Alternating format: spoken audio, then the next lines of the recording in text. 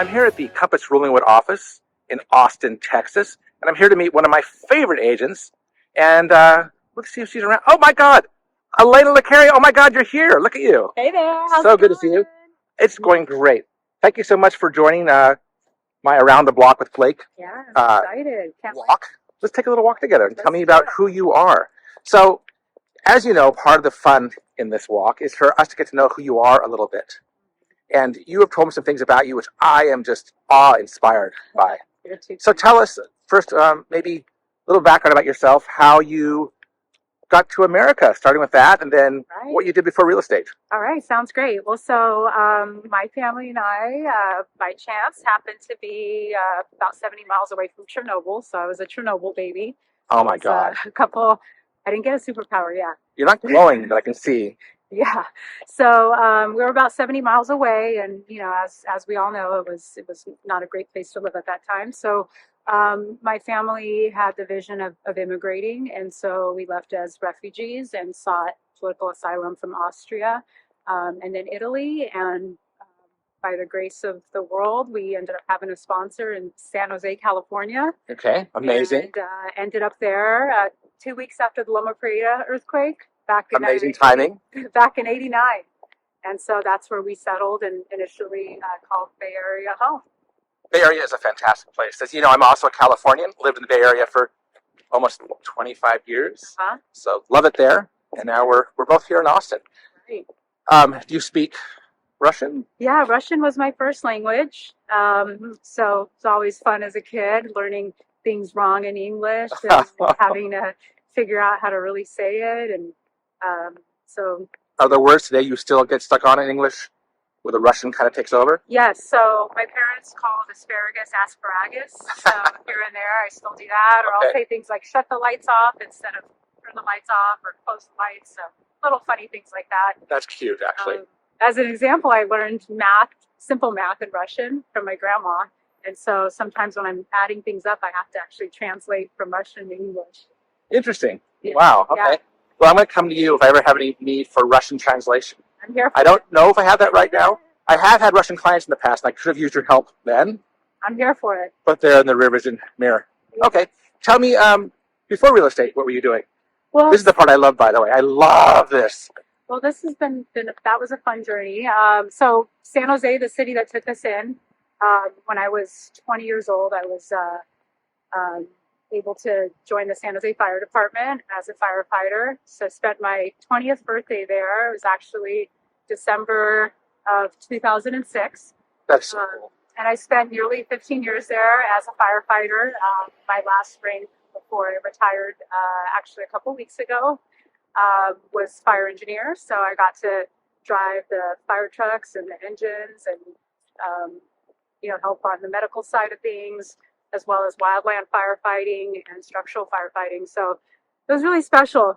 I grew up there and spent 15 years there and learned a lot of amazing life skills and, saw all sorts of different sides of life. I'm just so impressed by the fact that you did that. Thank you. It's fun.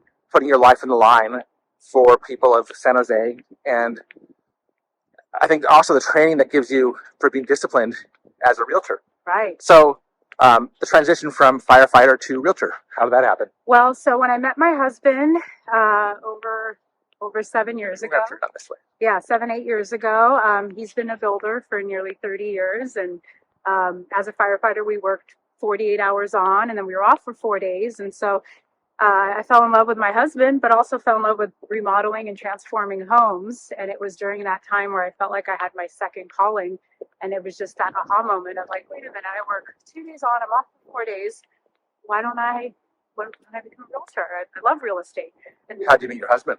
I met my husband through. So I had this rule. I kept my personal life very, very separate. So I never dated firefighters or police officers. But I always said, hey, I have a big group of girlfriends, and so I have heard that male firefighters are all wingnuts. So that was probably a good choice. Yeah, they're a fun bunch. So it was many years ago, actually. I think 14 or 15 years ago that we met. And I brought some girlfriends to a party and met him there. And, 7 years later, we reconnected and 6 months later, engaged and married.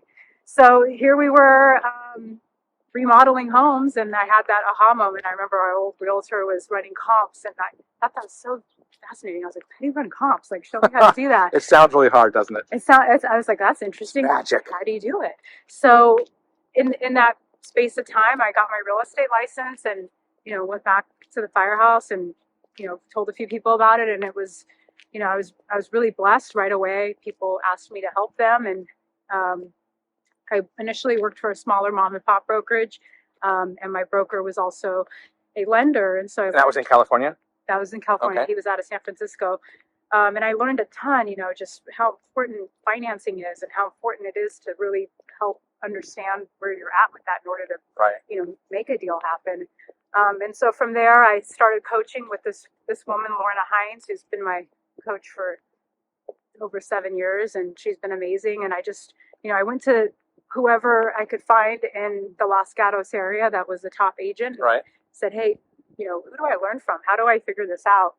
And so right then and there, I started coaching with her and just dove into it and just, fell in love with it. And, I was working full time as a firefighter. And the last year that I worked, I helped 61 families buy and sell Oh my God. homes. Are you serious? So 61 deals in 1 year, residential in the Bay Area.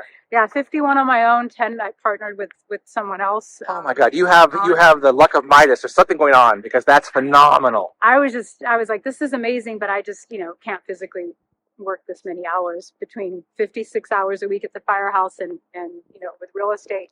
And so at that time, I made the decision that it was time to just dive in and give this 150% like I had been. And, right, I was so grateful for the time at the fire department and what I learned and the skills and how to operate in really high risk situations and high stress situations. And I realized I, could take that to real estate and just run with that. So I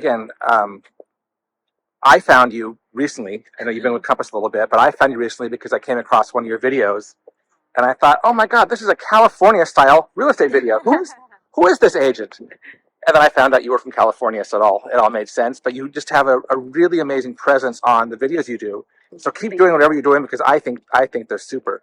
On the real estate front, tell me what you love about the business. What's the passion? What drives you? So my why is just your why, exactly. What is your why? It's exactly what drew me to the fire department. It's the ability to come into someone's space when things are really tough, and to make it better just because I'm there to help them through it. And I view real estate the same way. I view real estate it's not a transaction. It's helping somebody part with a space and make the best decision for themselves on how they can, use the gains from that to better their life. And the same thing goes on the buying side. It's, what experience does somebody want to have in an area, or what memories do they want to build? And so helping them identify that and get there. So to me, it's really special, and helping people through this endeavor it's so meaningful. You get to learn so much about yourself and others during the process. On the real estate front, we'll stick with that because that's where we are. How long have you been in Austin, and what do you love about Austin? So we've been here for about 2 years. We bought a home on Lake Austin, and we just love the lake life. Just being able to step off the back dock and go wake surfing. We're so blessed. We have so many great friends that are literally like swimming distance, doggy paddle distance. So we have a really amazing community here. And I think one of the most amazing things about Austin is just how excited everybody is out here. You hear people excited on what level? About being in Austin, about the real estate market, about the cheese, the queso, sorry? I feel like it reminds me a lot of the Bay Area 15, 20 years ago, where there was such a creative entrepreneurial spirit that was there. It's still there too, but here it's really booming here. You have everybody who's, I think, in a place of building and creating and leveling up. And I just noticed that with friend groups or new people that we meet, everybody's here empowering one another to be the best version of themselves. And so I find that to be one of my favorite things. So I love the word the empowering and the collaboration you mentioned. How about your life at Compass? What drew you to Compass? And what do you gain most from your life at Compass?